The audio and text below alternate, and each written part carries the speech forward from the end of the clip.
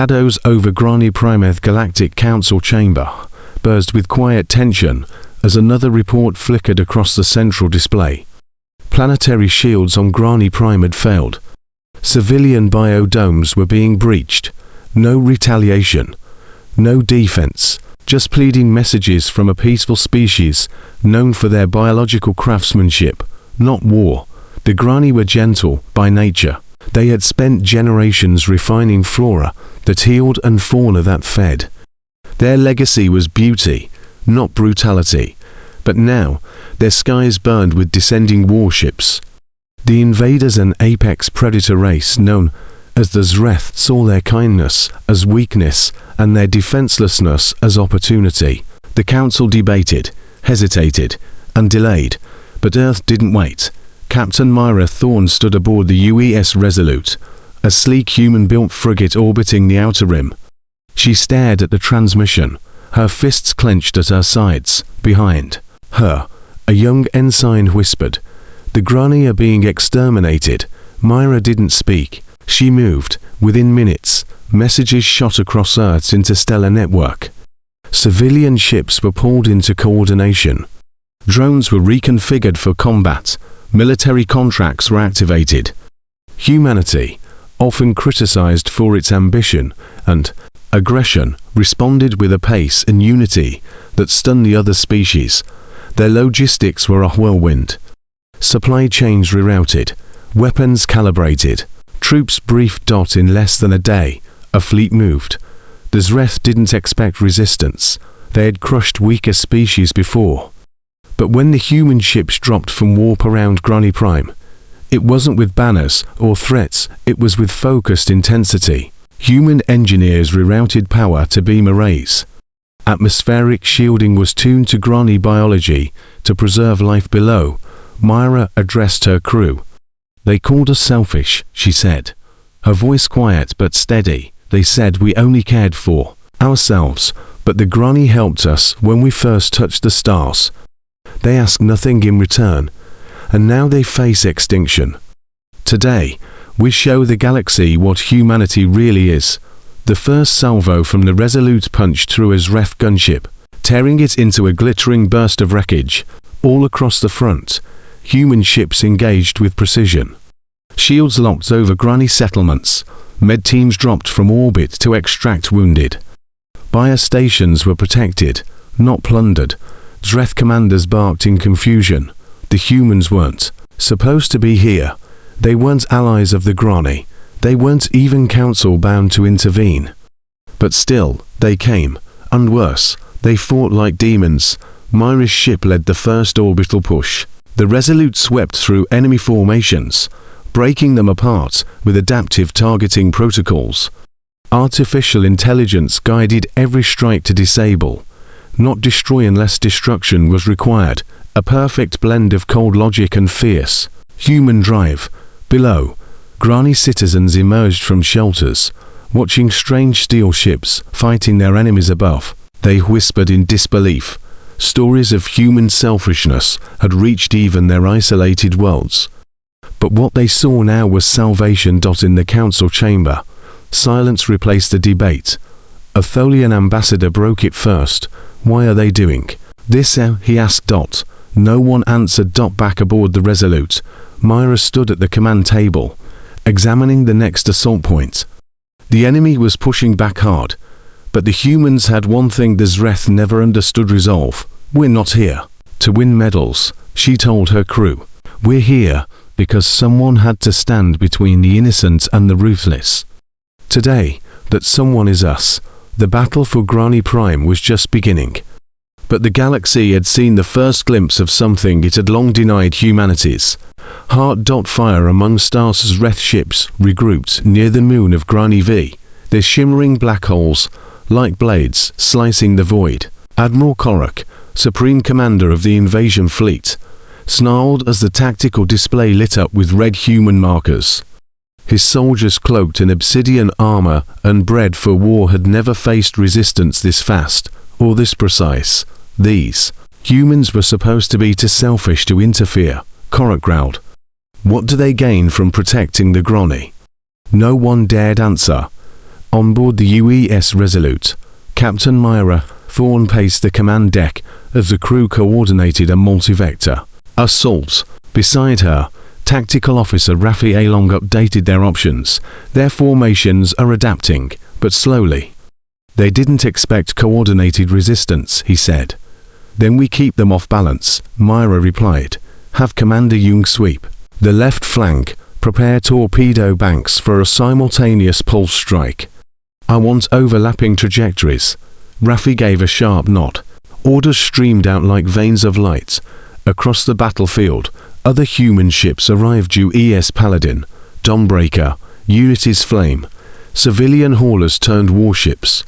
Science vessels retrofitted with railguns. Humanity didn't wait for perfection. They adapted, and quickly, but the Zreth were not easily broken. Their dreadships loomed like titans, lashing out with plasma cannons that split the darkness in violent bursts. A smaller human cruiser, the Mercy Blade, took a direct hit to its midsection, splitting the ship in half. Its debris spiraled down toward Grani's atmosphere like a fiery comet dot inside one of the Grani shelters. Children cried as the sky rained flames. Their teacher, a silver-furred elder named Sarivi, held them close. Then the holograms activated. Human relief teams were en route. The humans had deployed autonomous medbots, fire suppressors, and power relays before their first shot had even been fired. Sarivi whispered to the other adults. They came. Not to conquer, not to trade, but to help. Above them, a turning point began. Myra's ships dove through the enemy lines, rotating in perfect arcs. They didn't brute force as Zreth. Humanity didn't have that advantage. But they moved with flexibility, creativity, and daring. One squadron even used the shattered remains of the Mercy Blade as cover, slipping behind Zreth dreadnoughts to strike at their unarmored engines. Admiral Korok roared as one of his capital vessels exploded into dust. How do they move like this? He spat, like predators that learn to protect. One of his captains muttered. Elsewhere in space, calls from other species reached the council. Messages flooded in from observers, freighter captains, and private stations. The humans are shielding the Grani's atmosphere with their own ships. They opened their medical base to aliens. They refused council orders to stand down. The council trembled. What had begun as a footnote, the quiet conquest of an insignificant race, was becoming a narrative shift across the stars. The Zreth's unchallenged dominance was being publicly dismantled by those the galaxy once called selfish. On the UES Resolute, Myra leaned over the comm console. She opened a channel to all human ships. This isn't just about the Grani anymore. This is about every small species who's ever been told to sit down and accept their fate. We are not here to be saviors. We're here because doing nothing would make us no better than the Zreth. Hold the line. Across every human vessel. That message echoed. A Grani biologist named Tylan watched from the safety of a shielded bunker. His people's gardens burned. Their lab towers fell. But in the sky above, silver human ships danced like guardian stars. He turned to his daughter and said, "Remember this, Rena. Remember what humanity really is, not what others called them. They chose to bleed for strangers. That's not selfishness. That's strength." The battle escalated. Myra's forces rerouted energy through auxiliary cores to keep shields online longer. AI-guided drones reprogrammed on the fly began targeting weak points in Zreth armor. Human marines prepared to board Zreth ships to disable them from within, not to conquer, but to neutralize. Even as their casualties mounted, the humans pressed forward. In the darkest part of space, where warships burned and alliances frayed, one undeniable truth emerged. Humanity wasn't fighting because it was obligated. Humanity was fighting because they chose to stand where others had fallen. And that choice changed everything. The turning point in the storm space above Grani V had turned into a battleground of smoke and flame. What had once been a glistening belt of orbital stations and research satellites was now cluttered with the wreckage of war-twisted metal and scorched holes drifting through vacuum. Yet even in that graveyard, human ships still moved with defiance. The UES Horizon, an old colony cruiser retrofitted into a mobile missile platform, led a coordinated strike against a Zreth heavy destroyer. The destroyer, armed with graviton, slicers and cluster mines, was slicing through the outer defense grid like a blade through silk. But the Horizon's captain, Lieutenant Commander Rhea Solis, didn't wait for orders. She used her ship's outdated jump drive to perform a micro-warp right behind the Zreth destroyer, close enough that her crew could feel the pressure of the enemy's gravity well. Now, she said. Every missile bay opened in unison. The Horizon unleashed its full payload not for glory, but survival. Dozens of warheads streaked forward, converging on the enemy's weak spots. The destroyer's shields flared, collapsed, and its spine broke in two. A cheer erupted across human and Grani comms. For the first time, they saw it. The Zreth could bleed. Admiral Korok clenched his claws around the railing of his command platform. 1,000 years of conquest, and never once had a primitive race like this threatened him. The humans didn't follow rules. They didn't retreat when outgunned. They didn't seem to understand that this was supposed to be a loss. Korok slammed his fist against the command table. This isn't war. This is madness. But madness was working. In the underground tunnels beneath Grani's southern continent, human engineers worked side by side with Grani farmers and scholars. They were building defenses, not just bunkers, but makeshift railguns, powered shields, and even EMP devices using Grani tech and human improvisation. A teenage Grani boy named Selin asked one of the human mechanics, "Why are you helping us? You could leave." The human woman, Sergeant Lyra Mendez, smiled as she tightened a bolt on the railgun's cooling pipe. "Because one day, it'll be you helping someone else. And they'll ask the same question." On the outer moons, where Zreth war factories had begun construction, the humans made their boldest move yet. Commander Idris Vale, head of the UES Phantom Squadron, authorized a stealth assault on the Zreth foundries. Using cloaked fighters equipped with magnetic pulse bombs, they swooped down onto the rocky surface and sabotaged 3 assembly lines before the Zreth even detected their presence. When the explosions lit up the moon's surface, the shock reached far beyond strategy. For the first time, the Zreth High Command realized the humans were not reacting anymore, they were planning. They were hitting back, and harder with each strike. In orbit, the UES Sentinel was struck by a cluster mine. Its engine was blown out, its hull vented atmosphere, and casualties mounted. But the ship didn't go dark. Captain Elias Grumman refused to abandon ship. He rerouted control through auxiliary panels, issued orders from a damaged lifeboat tethered to the bridge, and coordinated sniper drones to cover the exposed sides. His voice, rasping through smoke and static, reached every open channel. "Let this be known across every system. We don't run, not from fear, not from fire. If they want this planet, they'll have to bury every last one of us first." That declaration sparked a rally in every human and Grani alike. What had begun as defense became defiance. Grani warriors, normally scholars and cultivators, took up salvaged Zreth weapons and trained beside Marines. Their small stature made them perfect for tunnel warfare. Darting through the narrow catacombs the Zreth didn't know existed, one young Grani, Nilar, used a mining drone to sabotage a Zreth ammo depot, surviving an explosion that destroyed a whole ravine.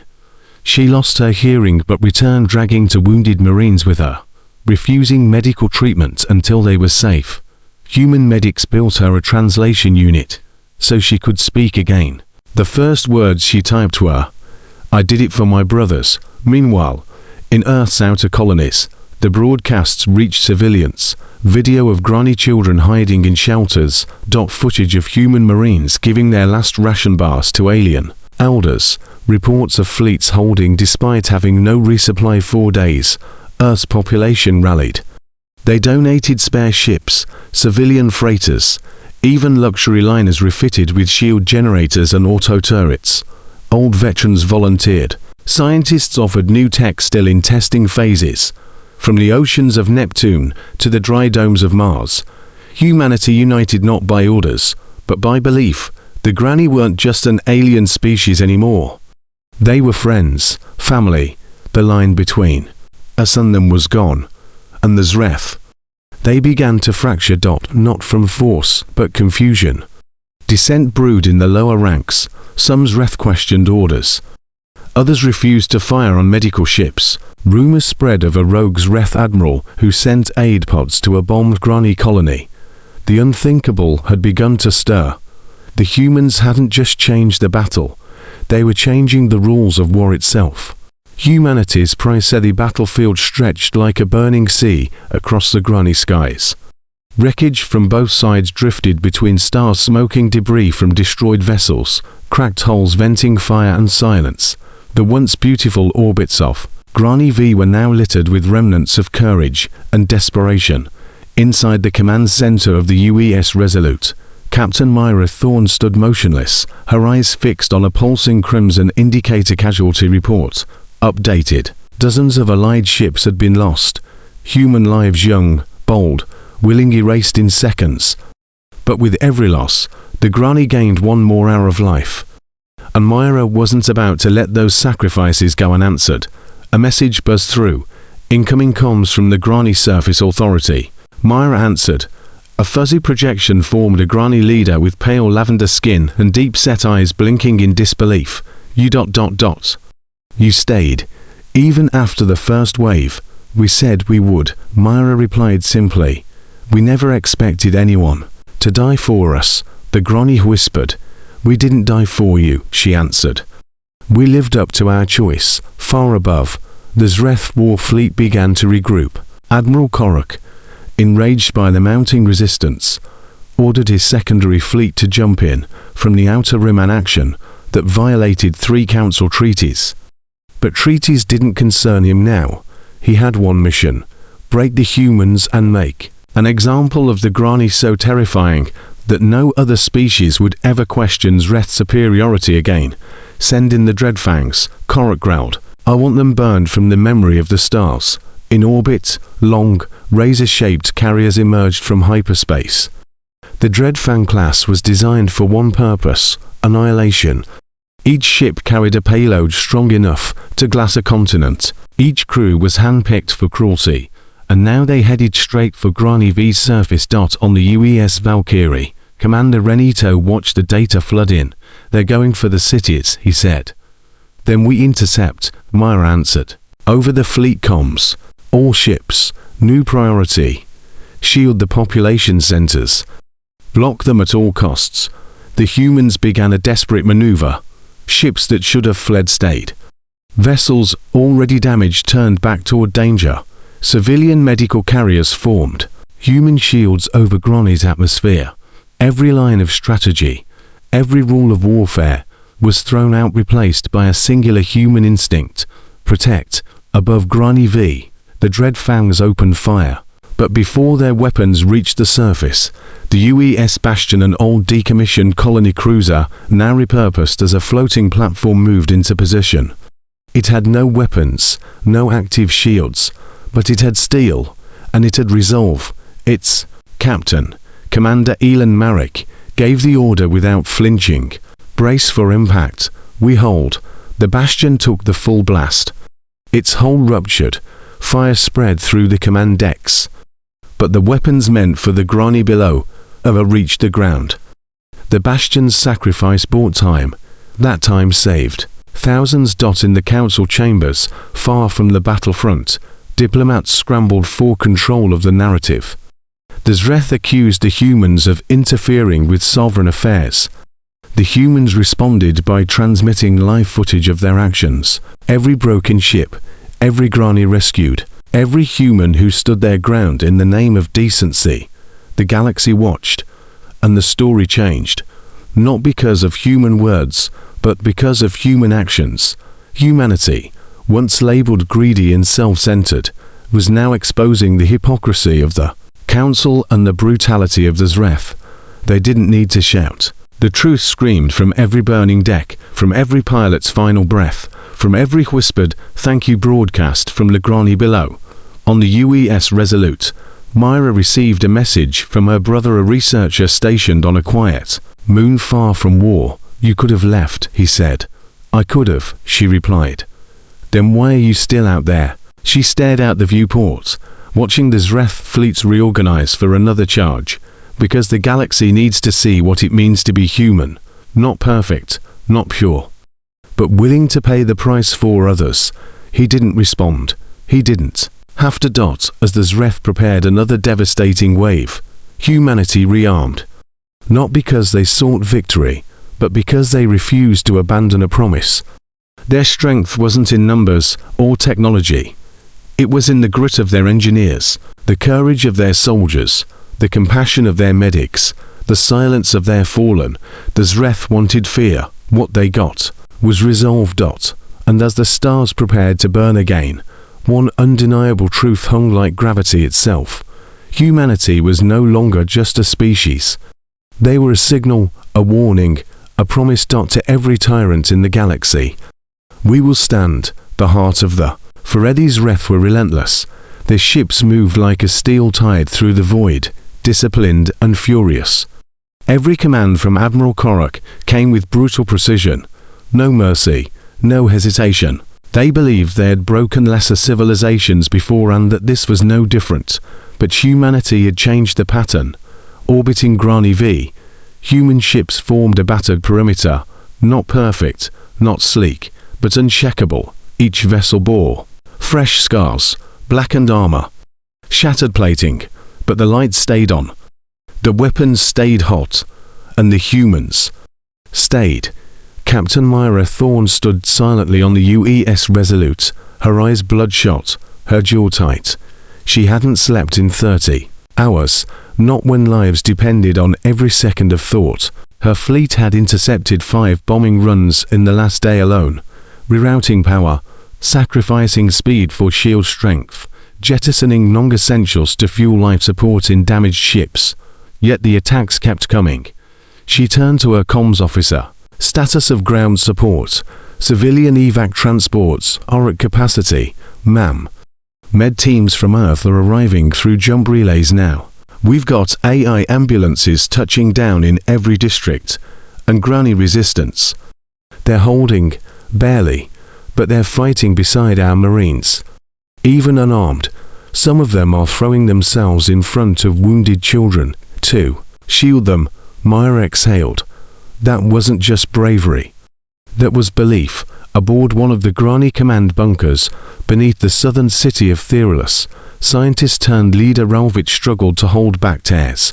He had watched his city burn from the sky to all living towers, gardens spun from crystal and vines, archives of centuries reduced to ash. And still the humans stood their ground. He activated a hololink to a human dropship pilot who had refused to leave. "You saved my niece," Ralvich said. "Why?" The pilot, a grease-smeared woman named Tessa Carrigan, shrugged. She had a pulse. That was enough. Ralvich said nothing. What do you say to someone who risks everything for someone they never met? Above, the Zreth began a new tactic: shock spike missiles. Projectiles designed to overload sensor arrays and blind communication links. One after another, human ships were jammed. Chaos erupted. Misfires, lost pings, drifting holes. The UES Artemis, a repurposed deep space explorer, was hit. Its crew was deaf, blind, and drifting toward Grani's upper atmosphere. Inside, Captain Langford grabbed a datapad and began writing instructions by hand, passing them around the bridge. "We're not done," he told his crew. "Manual controls. Relay power through the maintenance nodes. We don't need perfect, we just need purpose." His engineers rerouted systems through maintenance shafts. Pilots used seat belts and joysticks like it was a simulation game from a forgotten past. And somehow, it worked. The Artemis stabilized, spun around, and fired a railgun burst so precisely that it sheared through to Zreth assault shuttles without targeting systems, without comms, without aid. Back on the Resolute, Myra watched her Artemis shine like a phoenix in a sky full of ash. "That's why we're going to win," she said. Elsewhere, Zreth officers panicked. Human vessels are adapting too quickly, sir. They're overriding suppression fields. Some of them are going completely analog. Korak bellowed in rage. Primitive tricks won't save them. But deep down, even he knew this wasn't about tricks. This was about something deeper, a species that wouldn't yield, even if it meant burning itself out. On the Grani surface, human engineers began repairing power grids. Combat medics tended not just humans, but Grani to learning alien anatomy on the fly, improvising with tools that weren't meant to fit their hands. One medic, Private Dolan, used his own blood to stabilize a dying Grani child until a transfusion unit arrived. He collapsed after, barely conscious, whispering, "She's breathing." That's enough. The Grani elders gathered in a central chamber and looked up at the smoky skies. "We once believed they were selfish," Elder Senna murmured. "We were wrong," Ralvit said. "They are flawed, but willing. They bleed for us, burn for us. No treaty demanded this. They came anyway." In space, a new signature entered the system: UES Verity, the largest humanitarian flagship in the Terran Navy. Its arrival sent a ripple through every channel. Instead of weapons, it launched hospital modules, water purifiers, mobile greenhouses. Even as war raged, the humans planned for the Grani's survival, and that broke something in the Zreth, not out of fear but confusion. They had expected conquest, they had expected rebellion, but they had not expected mercy, creativity, or compassion amid fire. Captain Myra issued a system-wide message: "To all who can hear this, we are not saviors, we are not conquerors, we are neighbors. When the sky burns, we stand, because doing nothing is no longer an option." And across the galaxy, her words echoed, not through grand declarations, but through every ship that stayed, every pilot that refused to leave, every life that said, "If they fall, so do we." The day humanity changed everything, a cold silence settled across the stars as the Zreth's once unstoppable war engine slowed. One by one, their fleets began pulling back from outer Grani territory. They didn't surrender. Zreth pride wouldn't allow that, but they hesitated, and in war, hesitation meant weakness. High Commander Korak stood on the bridge of his battleship, his scaled hands clenched tight. Around him, officers avoided eye contact. Reports flooded in disrupted supply lines, sabotage in the rear ranks, sympathizers emerging among his own people. Something had shifted. This wasn't just a battle anymore. It was a reckoning. Why? Korak asked the silence. Why are they fighting so hard? He watched as another of his cruisers was overwhelmed, not by numbers or firepower, but by impossible cooperation. Human drones repaired Grani ships mid-battle. Grani codebreakers opened holes in Zreth communications for human squadrons to strike. Soldiers who had never shared a planet now shared a cause. The humans should have abandoned them, but they didn't. On the surface of Grani V, Commander Jason Vale stood in the center of the last battlefield, a cracked plateau known to the Grani as the Silent Basin. Zreth forces had fallen back to this area in desperation, fortifying it with the last of their tanks and cannons. If the humans and Grani could take it, the war would be over. Jason looked to his right. Grani warriors, barely past adolescence, held their breath, clutching makeshift rifles. On his left, the battered remains of the 3rd Marine Recon stood silently, some missing limbs, others bandaged and pale. But no one backed down. He raised his comm. "This is Commander Vale. This is the last push." No speeches, just one promise: "We finish this together." A wave of nods followed, and then they charged.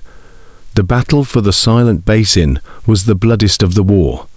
The Zreth fought like cornered beasts, desperate and savage. Grani scouts dropped smoke charges, while humans launched aerial drones into the sky, jamming enemy sensors. Lasers hissed, bullets screamed, and plasma bolts tore through rock and bone. Captain Solis of the UES Horizon gave everything she had. Her crippled ship, already burning, made a suicide run into the Zreth command frigate overhead. The resulting Explosion lit up the clouds for miles and broke the morale of the finals Wrath fleet. On the ground, Sergeant Lyra Mendez took a plasma blast, protecting a Grani child. She lived barely and awoke weeks later to find the child had joined a human relief crew, naming her first handmade drone Lyra.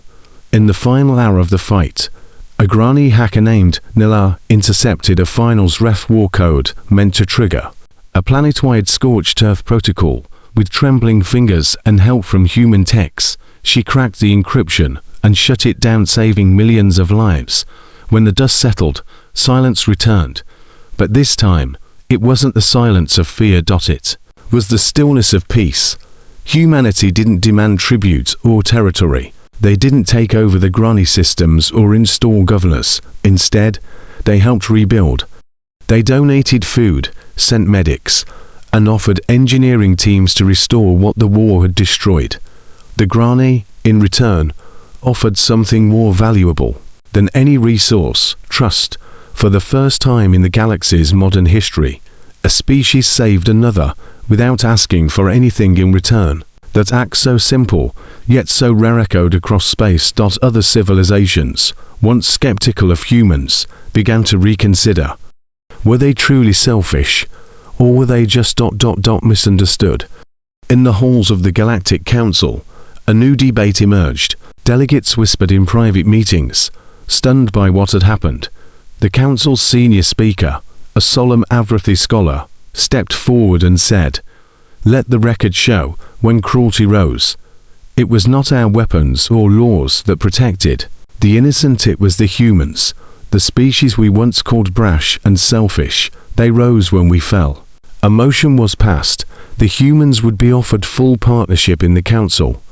Not because of power, but because of compassion. Back on Earth, people watched the broadcasts with tearful pride. What had begun as a distant conflict had become a symbol of what they could be, what they were when at their best. Commander Jason Vale was offered medals, parades, and titles. He refused them all. Instead, he returned to Grani V. He helped plant trees in the valley where so many had fallen. Alongside the Grani, he built a small memorial, a ring of stones surrounding a flame that would never be allowed to go out. The plaque read, "To those who stood not for profit, not for conquest, but for the simple belief that no life should be left behind." And across the galaxy, from glittering space stations to quiet moons, stories began to change. Humans were still flawed, still loud, still stubborn, but no one could ever again say they were only selfish, because when the moment came when hope was all but gone, they didn't run, they stood, and they saved an entire race.